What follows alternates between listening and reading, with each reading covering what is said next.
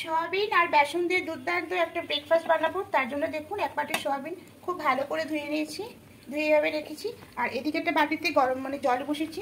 জলটা দেখুন ফুটতে শুরু করে দিয়েছি। এবার গ্যাসটা অফ করে দেবো, দিয়ে এই জলটা এই সোয়াবিনের মধ্যে দিয়ে দেবো।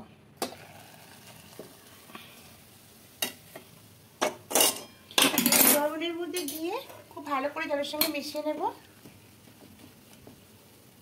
নিয়ে একটু ঢাকা দিয়ে কিছুক্ষণ রেখে দেবো।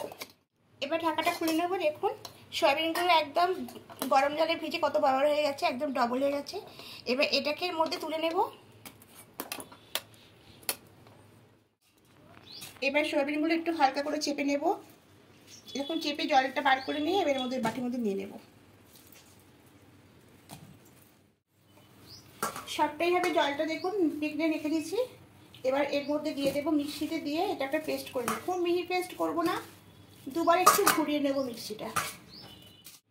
দেখুন এইভাবে পেস্টটা করে নিয়েছি সোয়াবিনের। এবার এখানে কিছু উপকরণ মেশাবো, এখানে দেখাচ্ছি। এখানে ধনিয়া পাতা কুচি, রসুন কুচি, আদা কুচি, পেঁয়াজ কুচি, লঙ্কা কুচি, গাজর কুচি। এবার এগুলো সব এর মধ্যে দিয়ে দেবো।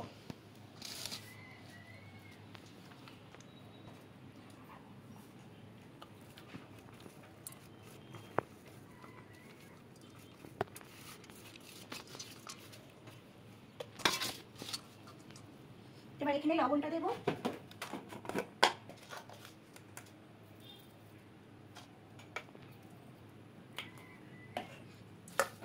একটু মাখিয়ে নেব।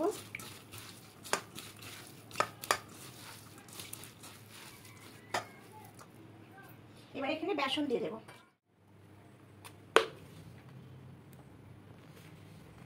আমি 3 চামচ বেসন দিলাম। আর এখানে এবার হলুদ গুঁড়ো দেব,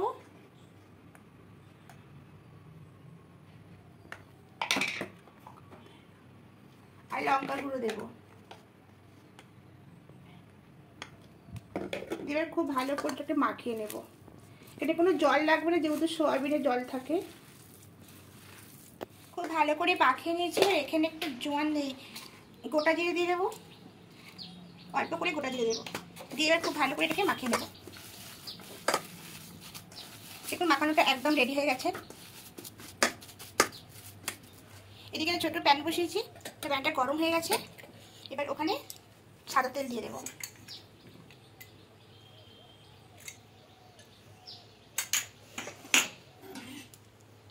এবার তেলটা চারিদিকে এভাবে করে মিশিয়ে নেবো, নাড়িয়ে নেব।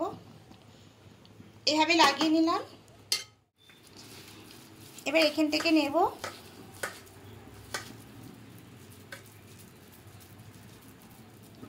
একটু বেশি বড় করে নেব।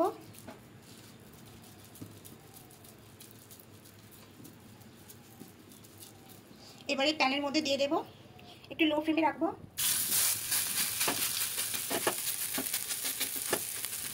পুরোটা এইভাবে করে দেবো।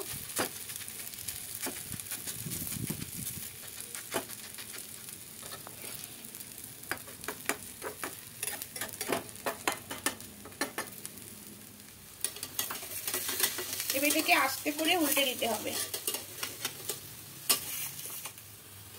এবার এটা তুলে নেব। দেখুন সবগুলো ফ্রাই করা হয়ে গেছে। এবার এটা আমি ডেকোরেশন করে দেখাচ্ছি।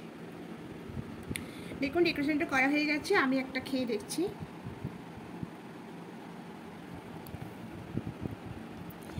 সত্যি বন্ধুরা একবার বানিয়ে দেখবেন, দারুণ খেতে লাগে। তাই এর মধ্যে প্রোটিন, ফাইবার, সোয়াবিনে দুটোই থাকে। তা সোয়াবিনে অনেক কিছু আইটেম করা যায়। তা ব্রেকফাস্টে এভাবে বানিয়ে নেবেন, আশা করি আপনাদের খেতে ভালোই লাগবে। আর ভালো লাগলে অবশ্যই আমাকে কমেন্ট করে জানাবেন। আর নতুন বন্ধুরা অবশ্যই সাবস্ক্রাইব করার পাশে থাকবেন, আমি আরও নতুন রেসিপি আপনাদের সামনে নিয়ে আসবো। তা আজকের মতো এখানেই।